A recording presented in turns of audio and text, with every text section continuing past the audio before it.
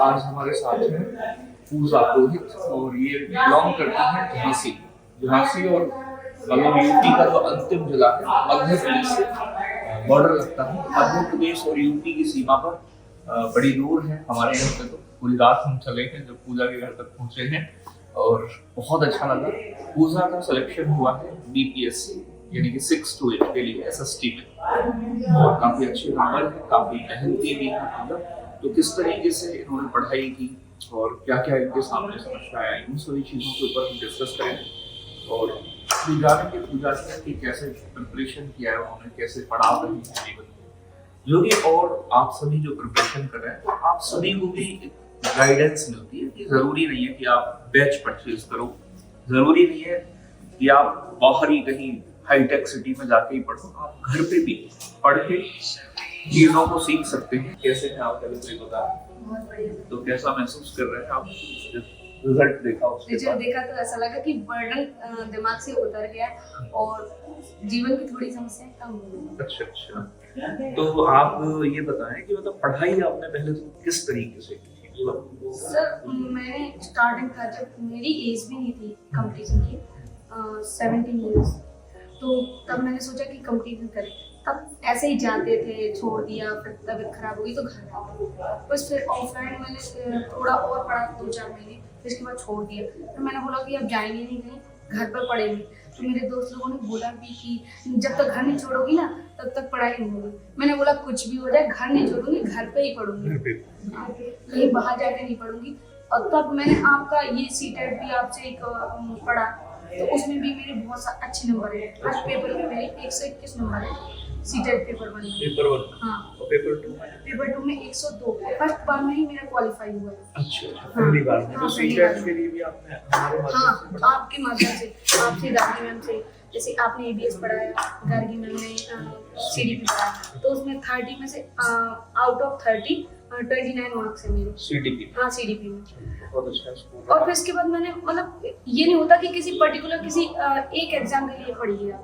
आपने पढ़ा है ना, तो आपके जितने भी एग्जाम आते हैं, जैसे मैंने MPTET दिया, फिर इसके बाद STET दिया, तो ये सारे मेरे क्वालिफाई होते ही गए। ऐसा है ना कि सिलेबस लगभग हाँ, 80% हाँ, 20% थोड़ा बहुत चेंज होता है, 10-20%। मैं ये नहीं मानती सर कि किसी पर्टिकुलर एग्जाम के लिए आप, जैसे मैथ है, मैं तो हर किसी में एक सही रहता, थोड़ा लेवल अप हो जाता, बाकी कोई प्रॉब्लम नहीं पड़ती। ये है कि अलग से पर्टिकुलर किसी और उसके लिए पढ़ो, पढ़ते रहो, फिर पीछे का आता है काम जो अपने स्कूली शिक्षा के दौरान पढ़ा, तो वो भी काम आता है आपका। बिल्कुल बिल्कुल। अगर आपने बात करूं SST देखोगे आप, सीटेट में लेवल 2 देते हो तो 6-7-8 की NCERT आती है कंप्लीट। अगर आपने वहाँ अच्छे से पढ़ा है तो फिर तुम्हें यहाँ प्रॉब्लम नहीं आएगी, मतलब बड़ी आसानी से तुम समझ सकते हो। लेकिन अगर तुमने 6-7-8 में 9-10 में अच्छे से पढ़ाई नहीं करी है, तो फिर यहाँ प्रॉब्लम अगर आपने ये 10th तक अगर अच्छे से नहीं पढ़ा ना, 10th-12th तक, तो फिर वो आपको थोड़ा एडजस्ट करने में समय लगता है। हाँ, और ज्यादातर देखोगे आप सिलेबस में भी, चाहे BPSC भी हो, तो BPSC में आपने देखा 9-10 की जो NCERT मैक्सिमम क्वेश्चन होते हैं। हाँ सर, 9th और 10th। हाँ, 9-10 से। तो अब जो आपका ये मतलब हुआ है मतलब BPSC में, तो आपने मतलब पढ़ाई कहाँ से, कोई बैच वगैरह किसी का परचेज? कोई बैच नहीं खरीदा सर। आपने जो तथाकथ बैच दिया था ना, तो मैंने उसमें उसकी क्लासेस देखी और सेल्फ स्टडी की, बस, और कुछ नहीं किया। गुड़िया ने कोई बैच नहीं लिया।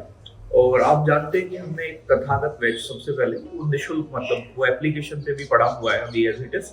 और कई सारे बच्चे, मैं कहूँगा कि शायद मुझे लग रहा है कि जितना हमारे पेड वाले बैच से पढ़ के बच्चे सेलेक्ट नहीं हुए, जितने मतलब हमारे फ्री वाले, मतलब निःशुल्क आपके पास बहुत सारी चीजें अवेलेबल है। ये मैराथन वीडियो डली रहती जो, जैसे पॉलिटी की, गार्गी मैम की डली, काफी सारी आपकी डली, ज्योग्राफी की भी डली, तो मतलब ये सारी देखने के बाद और तथागत बैच देखने के बाद और सेल्फ स्टडी, केवल आप खुद बुक्स पढ़ लें और ये पढ़ लें, हमें लगता है इनफ है। बिल्कुल, ये कोई भी बैच परचेज करने की जरूरत भी नहीं पड़ेगी। हमने फर्स्ट उसमें पार्ट 1 की तो प्रिपरेशन भी नहीं की, क्योंकि मुझे पता था कि मैंने आप लोगों से इतना पढ़ा, पैट का पढ़ा, मैंने 3 बार पैट दिया। लेखपाल में मेरा 1.5 नंबर से रह गया था। अच्छा, लेखपाल में भी?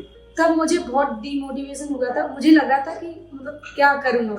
बिल्कुल। हाँ, क्योंकि जो लोगों का और एक उम्मीद भी रहती है, फैमिली की भी एक उम्मीद है, फिर लोग आसपास के इतना समय हो गया उनको पढ़ रही है, अभी तक सिलेक्शन नहीं हुआ है, ये सभी चीजें देखने को मिली। ये बोलते थे सर कि मतलब मोबाइल से क्या कर रही हैं, दिन भर अंदर घुसे घुसे कमरे में शायद फोन चलाती हो, मोबाइल चलाती हो। ये अभी हमें सिलेक्शन के बाद बोला भी लोगों ने, तो मुझे लगता था ऐसा है, बट लेकिन तुमने करके देखा। देखो ऐसा है कि बहुत सारे, जैसे अब मान लो गाँव में बच्चे रहते हैं तो उनकी फैमिली में इतना ये चीज नहीं है। अब देखो एक चीज ये भी सच्चाई की है कि मोबाइल में हमारे पास अच्छी चीजें भी है, खराब चीजें भी है। हम मूवी भी देख सकते हैं और हम पढ़ाई में वीडियो भी देख सकते हैं। तो माँ बाप का भी थोड़ा रहता है, क्योंकि मतलब सभी बच्चे शायद मुझे लग रहा है सदुपयोग ना भी करते हैं मोबाइल। सर मेरी माँ ने, मतलब मैं ये बोलूंगी अगर कोई सबसे ज्यादा सपोर्टिव रहा है तो मेरी माँ का ये था कि अगर मैं वास्तविकता में भी अगर फोन चला रही हूँ तो उन्होंने कभी ये नहीं बोला कि फोन क्यों चला रही। उन्हें पता है कि मुझे टेंशन है कि ये कितने टाइम पढ़ना है, कितने टाइम क्या करना है। तो मैं सबसे पहले बोलूंगी कि मेरी मम्मी ने पूरा सपोर्ट करा, पूरा सपोर्ट किया, मेरे फेलियर में भी, मेरी सक्सेस में भी। तो मतलब पूरा श्रेय जो जाता है आपकी सफलता का और सपोर्ट का मेरी मम्मी को जाता है। तो मतलब देख रहे हो, मम्मी ने कभी गुड़िया से नहीं कहा। ऐसा नहीं है इसका मतलब कि मम्मी को नहीं कहना चाहिए। अगर मम्मी को ये बात लगे कि हाँ भाई बच्चा सही दिशा में नहीं कर रहा है, तो मतलब टोकना भी चाहिए समय समय पर। और आप देखोगे भी तो गुड़िया की जॉइंट फैमिली है, काम भी करना होता है। ऐसा नहीं है कि मतलब मैं काम नहीं करूंगी, बिल्कुल। तो सपोर्ट मम्मी का भी ऐसा तो है नहीं, करते होंगे हमेशा। मम्मी भाभी लोग सब लोग, हम लोग वैसे जॉइंट फैमिली में अच्छा लगता है, थोड़ा डिस्टर्बेंस भी होता है जब सब लोग आ जाते साथ में। हाँ।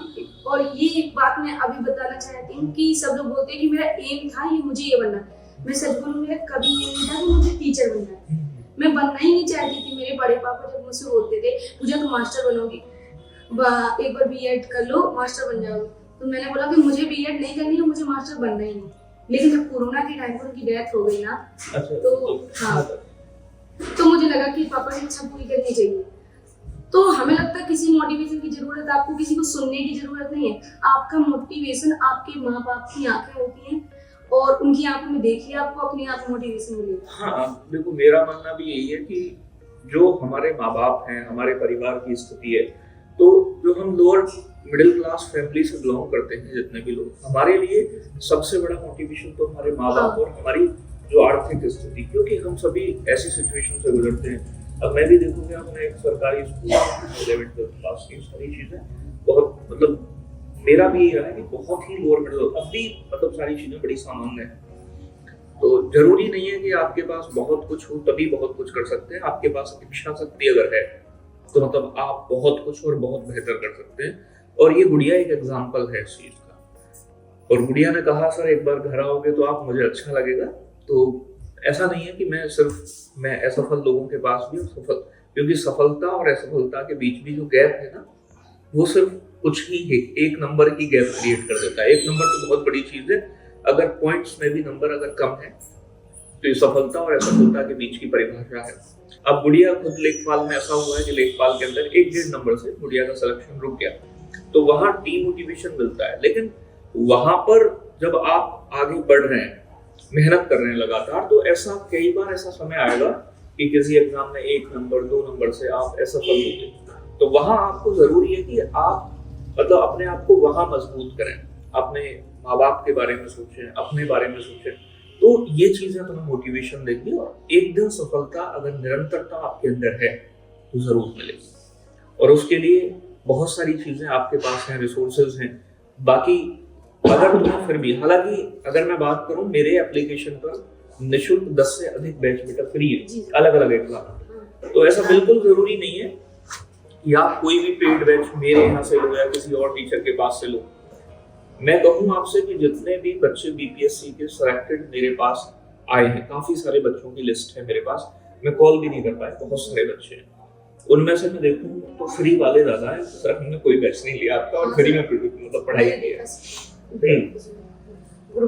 तो बाकी बहुत बहुत शुभकामनाएं गुड़िया। तो डीवी मानो आपका अगले महीने दिसंबर में शायद, उम्मीद है, और ज्वाइनिंग तो मार्च अप्रैल तक शायद, थोड़ा सा डिले जाएगा जो उम्मीद है। तो बाकी एक बार माता जी को जरूर बुलाइएगा। जी सर। अभी तो सर अभी उसका हुआ था, इसका मतलब ये नहीं कि पढ़ना छोड़ दिया, अभी तो यूपी में आएगी और आपके साथ बने ही रहना है। हाँ देखो, ऐसा है कि हमेशा अब मुझे पिताजी ने बताया कि पीसीएस की तरफ मूव करने के लिए बोल रहे थे कि भविष्य में हो सकता है गुड़िया हमें ऑफिसर रैंक पे देखने को मिले। अभी टीचर है।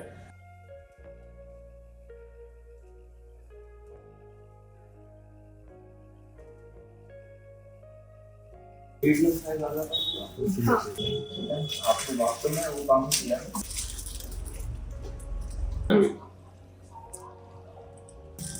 मिठाई तो सब हमें खिलानी थी आपको।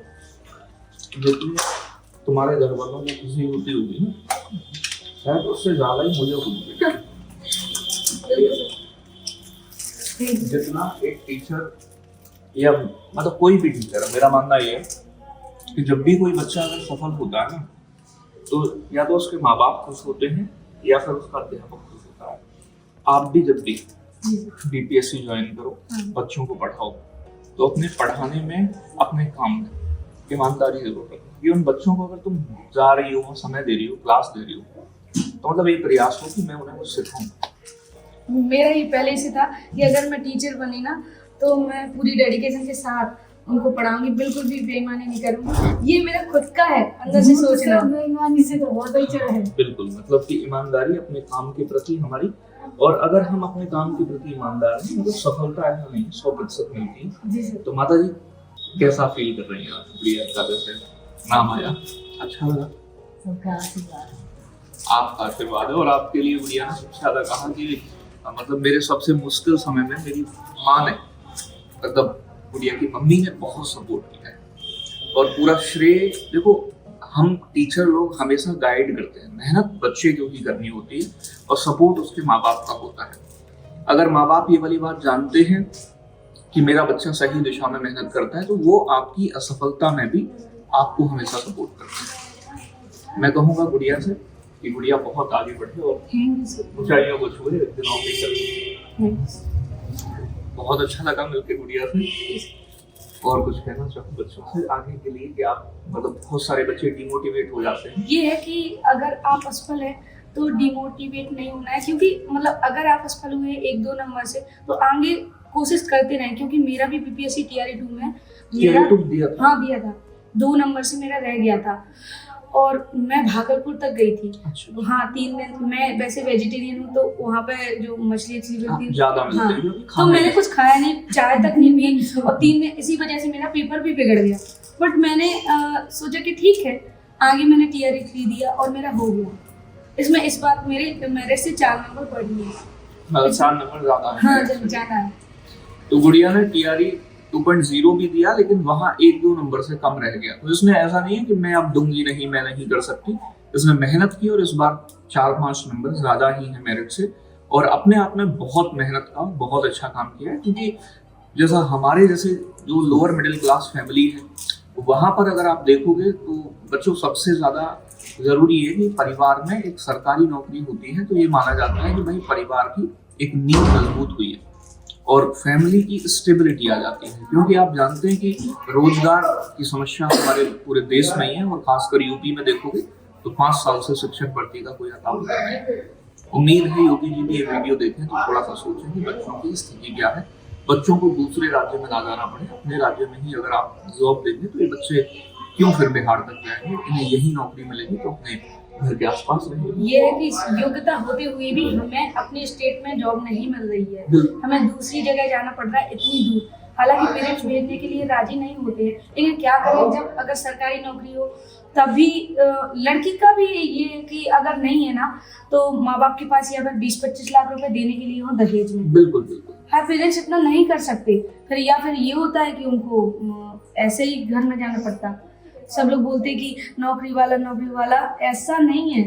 हर पेरेंट चाहते हैं कि मेरी बेटी अच्छे घर में जाए, अच्छे घर में जाए। हाँ, जैसे उन्होंने पाला है वैसे ही दूसरे घर में जाए। और अगर पेरेंट्स के पास पैसे नहीं है तो उनको ये हक भी नहीं है कि इतना बड़ा सपना देखें। नहीं, फिर एक और भी चीज है गुड़िया कि मान लो चलो आप सामने वाले घर में जा रहे हैं, ठीक है ना, आपने 20 लाख रुपए खर्च कर दिए, हाँ। लेकिन फिर भी वो आपको किस स्थिति में रखे नहीं डिसाइड कर सकते। इसीलिए तुम्हारा अपने आप में स्टेबल होना बहुत जरूरी है, और वो मिलती है स्टेबिलिटी कि आप अपने आप में कामयाब हो, किसी के ऊपर डिपेंडेंसी ना हो, चाहे वो फाइनेंशियल हो या फिर अगर आप पढ़ोगे लिखोगे तो एक समझदारी भी आपके अंदर आती है उससे, और बाकी चीजें भी, फाइनेंशियली तो आप स्टेबल होते ही हो। जी सर।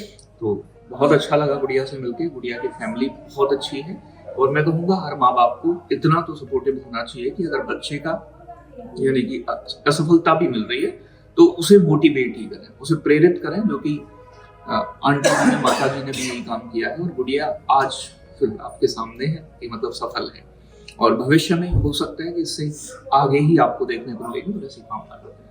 Thank you. बहुत बहुत धन्यवाद।